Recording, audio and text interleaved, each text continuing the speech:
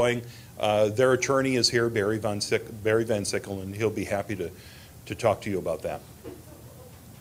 Why are you all coming together Today, well, it's the second anniversary of the Anonymous movement, and we thought, well, let's mark that in some special way, and that's really why we all gathered together to tell these stories today. Okay, so this is completely separate and apart from the law.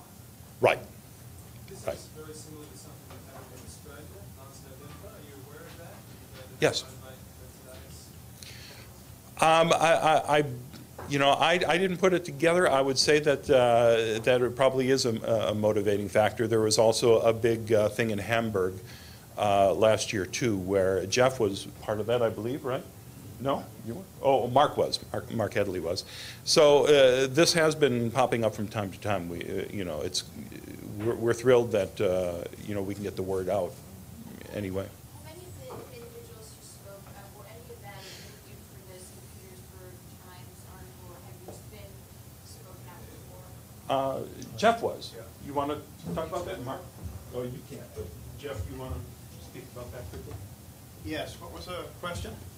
Oh, I just wondered if any of the individuals who spoke had previously been interviewed for the St. Petersburg Times series or any other big newspaper. Yes, I was. I was interviewed for St. Petersburg Times, and I know Mark was as well, and other people that are not here. But there are a lot of people speaking out now. More and more people are speaking out because it's becoming safer to do so. They can't pretty much go after everybody. So. Why do you think there's kind of this momentum now? Because it was partly due to the Anonymous movement, because they started these pickets, and that absorbed a lot of church attention, and it also made it safe for individuals to then step forward and say, I was abused, I was abused. That started happening, and then that started snowballing with more and more people speaking out, and now it has become very, very safe to speak out against the church because, like I say, they can't go after everybody. And in previous years, there were so few people speaking out that they could, narrow in on those few people, follow them with private investigators, and harass them until they shut up. And now it's just becoming very, very widespread. And part of the reason for that, I think, is because the church itself is disintegrating. I'll just tell you exactly in my case. I gave you some of the details concerning my employment history with the Scientology organization, and basically what's happened is I brought a lawsuit. My case was filed last year, and my case is basically saying that they've broken the labor laws, and they're involved in human trafficking.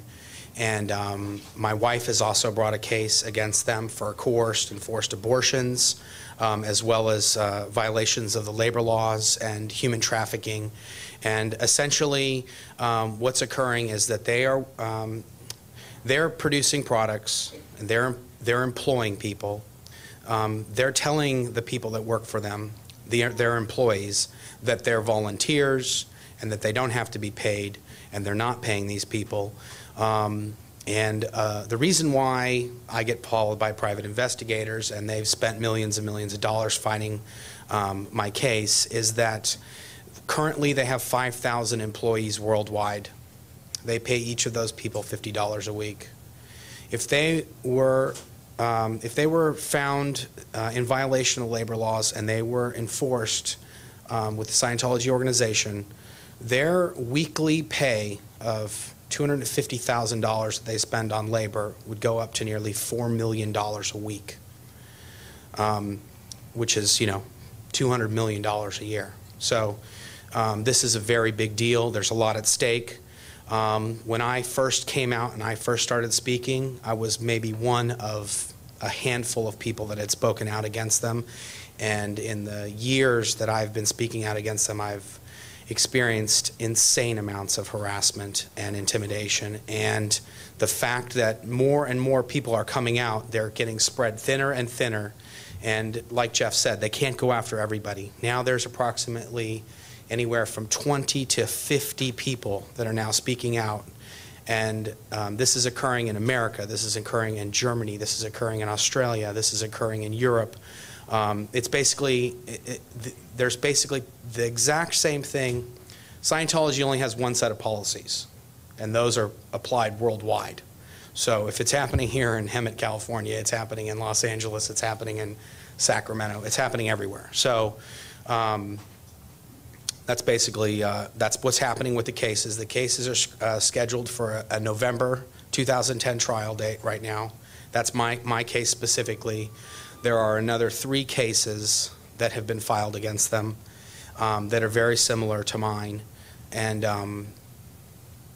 yeah, they've hired the best labor attorneys money can buy, multiple firms to represent them in their various organizations. And this is definitely not over. In Australia, is the federal Senate taking Xenophon back to hold a vote in the federal parliament for a Senate inquiry?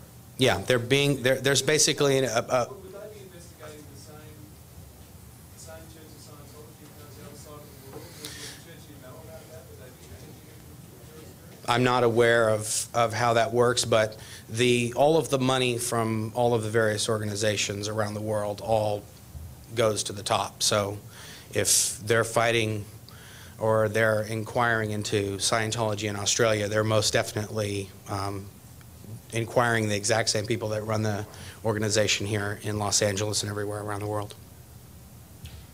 Why don't we pause the Q&A?